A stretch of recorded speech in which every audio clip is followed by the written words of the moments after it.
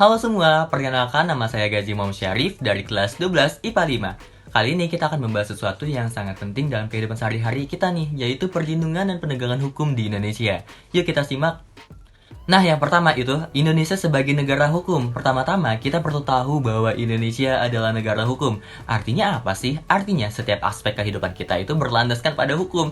Dan untuk memastikan hukum berjalan dengan efektif, kita punya lembaga peradilan sebagai tempat mencari keadilan dan mendapatkan perlakuan yang sesuai di mata hukum. Lalu yang kedua itu ada hakikat perlindungan dan penegakan hukum, di mana di dalam ini ada yang berisi konsep perlindungan hukum, di mana perlindungan hukum itu bukan hanya tanggung jawab pemerintah, tapi juga tugas kita semua. Ini adalah usaha sadar untuk mengamankan, menguasai, dan memenuhi kesejahteraan hidup sesuai dengan hak-hak asasi kita. Lalu juga ada yang namanya unsur perlindungan hukum, di mana itu berisi satu, perlindungan dari pemerintah kepada warganya, yang kedua ada jaminan kepastian hukum, ketiga ada kaitan dengan hak-hak warga negara, dan keempat adanya sanksi hukuman bagi pelanggar. Nah, kita masuk ke yang ketiga, pentingnya perlindungan dan penegakan hukum nih teman-teman. Nah, negara itu memiliki kewajiban melindungi kita dari ketidakadilan dan ketidaknyamanan perlindungan dan penegakan hukum. Penting, dan itu penting karena yang pertama, menegakkan supremasi hukum. Kedua, menjamin keadilan bagi semua warga. Ketiga, mewujudkan perdamaian dalam masyarakat. Lalu kita masuk ke materi keempat, yaitu faktor penentu keberhasilan penegakan hukum. Nah, menurut Soeharjono Soekanto, keberhasilan penegakan hukum itu bergantung kepada hukum yang sesuai dengan ideologi negara, lalu ada penegakan hukum yang menjalankan tugas sesuai peraturan, kesadaran masyarakat terhadap hukum, dan yang terakhir adanya sarana dan fasilitas yang mendukung penegakan hukum.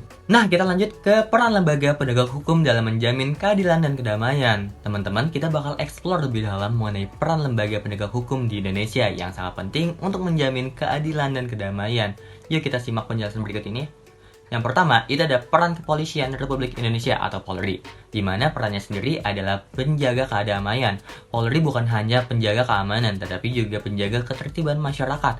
Mereka bertanggung jawab memastikan bahwa kita semua itu bisa hidup dalam lingkungan yang aman dan tertib. Lalu sebagai penegak hukum, dalam penegakan hukum, Polri menjadi penyidik utama dalam penanganan tindak pidana sesuai dengan ketentuan hukum acara pidana atau KUHP. Melalui upaya ini, Polri berperan penting dalam menciptakan keamanan dalam negeri. Lalu ada peran Kejaksaan Republik Indonesia nih teman-teman, di mana itu sebagai penuntut umum. Nah, Kejaksaan Republik Indonesia memiliki peran khusus dalam penuntutan. Mereka melakukan tindakan penuntutan dengan melimpahkan perkara pidana ke pengadilan negeri yang berwenang. Nah, keberadaan kejaksaan diatur dengan rinci oleh Undang-Undang RI Nomor 16 Tahun 2004. Lalu kita lanjut ke peran hakim sebagai pelaksana kekuasaan kehakiman. Nah, di mana mereka memiliki peran mengadili dengan adil.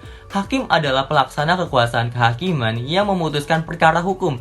Mereka bertindak berdasarkan asas bebas, jujur, dan tidak memihak. Hakim dikelompokkan berdasarkan jenis lembaga peradilan, seperti Mahkamah Agung, Mahkamah Konstitusi, dan badan peradilan di bawahnya. Lalu yang keempat, itu ada peran advokat dalam penegakan hukum, di mana perannya sendiri itu adalah pelindung hukum. Nah, advokat atau pengacara memiliki peran penting dalam penegakan hukum. Mereka memberikan jasa hukum seperti konsultasi, bantuan hukum, dan mewakili klien di dalam dan di luar pengadilan. Advokat berkontribusi pada terciptanya keadilan dengan memastikan hak-hak individu itu terlindungi. Nah, yang terakhir itu ada dinamika pelanggaran hukum, mengenal perilaku melawan aturan. Mari kita lihat contoh-contoh perilaku yang bertentangan dengan aturan di berbagai lingkungan dan macam-macam sanksi yang dapat diterapkan ya teman-teman. Yang pertama itu ada contoh pelanggaran hukum dalam berbagai lingkungan.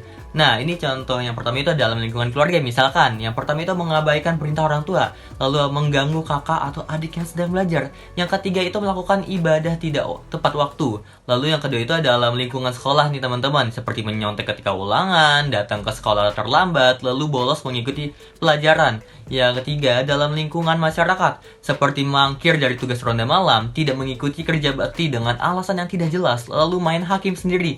Keempat, dalam lingkungan bangsa dan negara, di mana tidak memiliki KTP, tidak mematuhi rambu-rambu lalu lintas, lalu melakukan aksi teror di masyarakat. Nah, macam-macam sanksi yang atas pelanggaran hukum yang bisa dilakukan itu apa aja sih? Pertama itu mungkin ada sanksi norma hukum, di mana tegas aturan sudah diatur dalam perundang-undangan. Contoh hukuman pidana berupa hukuman mati atau penjara. Lalu yang kedua itu ada nyata, kadar hukuman ditetapkan berdasarkan perbuatan yang dilanggar. Contohnya pasal 338 KUHP tentang hukuman untuk pembunuhan. Lalu ada sanksi sosial, diberikan oleh masyarakat seperti cemoohan, dikucilkan dari pergaulan, atau bahkan diusir dari lingkungan masyarakat setempat. Lalu ada juga nih yang terakhir, sanksi psikologis, dirasakan dalam batin, misalkan rasa bersalah jika melakukan pelanggaran terhadap peraturan nih teman-teman. Nah, mungkin itu saja yang dapat saya sampaikan. Terima kasih sudah menonton video ini sampai habis. Wassalamualaikum warahmatullahi wabarakatuh.